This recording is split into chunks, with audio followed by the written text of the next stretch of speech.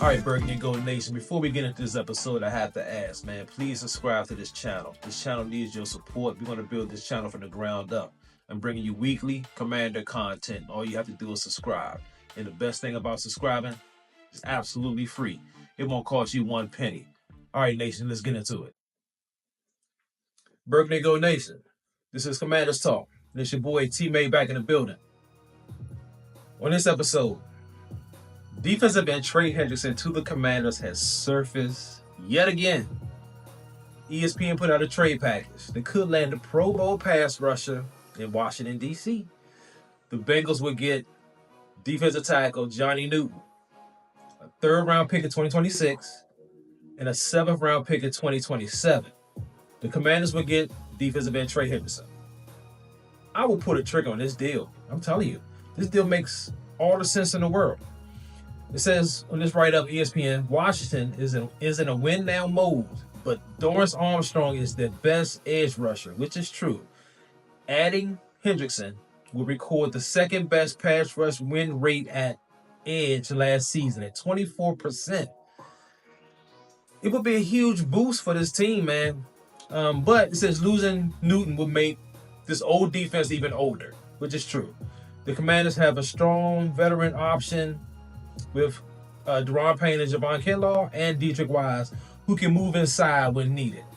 But including Newton in this deal, the Commanders could put together a feasible package without a second-round pick involved. That's what you want to do. You want to keep your second-round pick for sure. They lost their 2026 second-round pick for the Laremy Tunsil trade. Newton would be an added addition for the Bengals defensive line. Now, I said this before. I would definitely make this trade. I don't know if I would trade Johnny Newton, maybe Deron Payne, because it would free up a lot of cap space for us, and you can use that money to re-sign Trey Hendrickson. But if they're willing to take Johnny Newton, would I make this deal?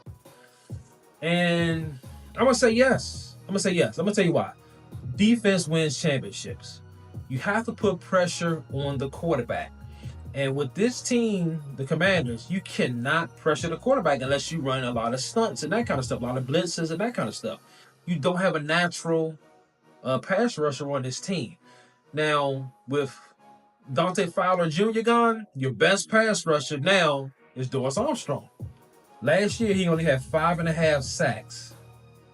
5.5 sacks, man. That's ridiculous.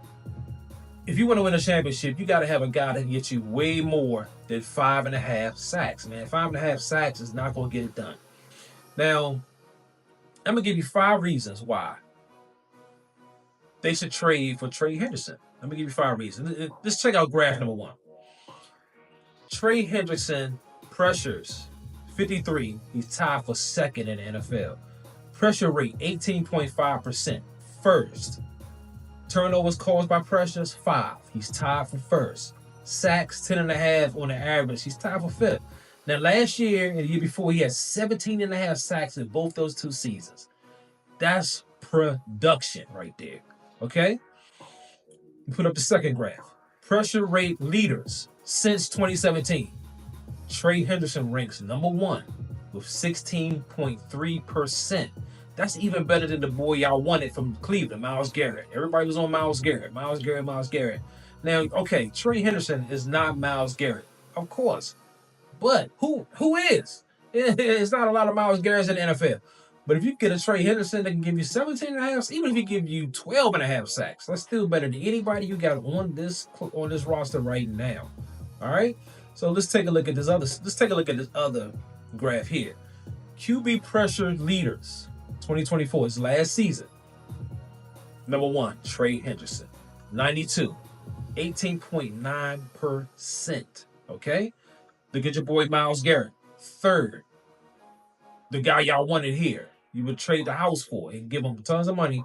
That's what y'all wanted here. So listen. I think this will be a slam dunk trade for me. Now, Johnny Newton is a good player, but he hasn't proved anything. Like, he hasn't done anything in the NFL. So, listen, man, let me put this last graph up. Now, this one right here, this graph right here will prove my point of why we need Trey Hendrickson. This graph right here. This says it all. The total sack amount for the Commanders last season with the edge rushers, 20. You see, Dante Fowler Jr. had 10.5 sacks. Pretty much almost a career year for him playing for that contract. Armstrong, 5. Farrell, 3.5. Baptiste, 1. Everybody else, 0. 20 sacks total. Trey Hendrickson, 17.5. One dude almost had as many sacks as all your rush ends combined. That stat right there tells the story, man. I'm telling you. Listen, man. To me, this is a no-brainer. This is a no-brainer for me. Now, like I said, Johnny Newton has a lot of potential. But potential, right, when you're trying to win a championship, that means nothing, man. Your last girlfriend had potential. And how did that work out? Seriously, man, potential's nothing. Newton, he might be dominant. He might end up being dominant. He wasn't last year. As you can see from his stats right here, Johnny Newton was okay. He was a rookie, sure. But listen, man, if you can get an edge rusher in here that can get you 12, 15, 17 sacks from one dude, man, you have to make that move. He's going to make the whole defensive line better. He's going to make your secondary better. He's going to make everybody on the squad better. I would put a trick on this deal in a heartbeat. No question about it. Armstrong is a decent edge rush. He can set the edge against the run and that kind of stuff. He just can't get you a whole lot of sack. But if you add Trey Hendrickson on the other side, Armstrong might can get you a solid 10 sacks. Plus, you figure Trey Hendrickson can probably get you about 15, somewhere around there. That's 25 sacks between two dudes. That's a nice pass rush duo. That's a championship level pass rush duo. And a lot of people worry about his salary as well, and I can understand why. This type of guy is going to cost you about $30 million a year. Sure, that's a lot of money. Yeah, of course it is. But the Commanders have money. They can pay him. Let me tell you how they can do it, and it all makes sense. Let me see. So this year, 2025, they only have about $21 million in cap space, okay? You can't get it done this year. But next year, 2026, they have $70 million in cap space. All right, you want to give one guy, $30 million. That's a lot of money. But that's not how the NFL works. If you give the guy a new deal, you give him pretty much most of that money in bonuses. So his salary cap number will only probably be around 10 mil. So that's nothing. You can handle that. Second, you got Terry McLaurin. You got to extend him. His cap number right now is 25 mil. Or 21 mil, somewhere around there. If you actually restructure, you give him an extension. McLaurin number, his cap number is 21 mil. If you give him an extension and you give him most of that money in signing bonuses, like a lot of the teams with the good capologists do, then his cap number will probably be around 10 million or something like that. You actually save the money by giving him an extension for that first year. So you can extend McLaurin and you can give Hendrickson an extension as well, and it shouldn't even bother you. The third way you can make it work, most likely Daron Payne is out of here. So that's a cap saving of $17 million right there, right off the break. And I'm going to tell you why he's probably gone. This is like the last year where this season, you can actually cut him at the end of the season and you can have a cap saving. You won't have that much dead money. And Daron Payne's, his play has been going down every season, right, since he got paid. So the chances of him having a big season, I mean, he might, but you're not going to restructure him or nothing like that. You're going to cut him just like you did John Allen. So that's $17 million you can save. And then you also have the money for Marshawn Lattimore, 18.5 mil. Now, Marshawn Lattimore, you're hoping he can return to that form where he was shutting dudes down. You're hoping. But if he don't, you cut him, you have zero dead cap money from him, and you got 18.5 mil from him. And you have, even if you want to go a little bit further, if you want to extend Tunsil, your left tackle, you trade it for him, you want to give him an extension. His cap number next year is 21 mil. You can give him at least half of that in a signing bonus. So Tunsil, you save him money. McLaurin, you save him money. You save him money with Payne, and you may end up cutting Lattimore, or you just let him walk. Whatever. That's 18 mil. Give Trey Hendrickson that money. Restructure Tunsil.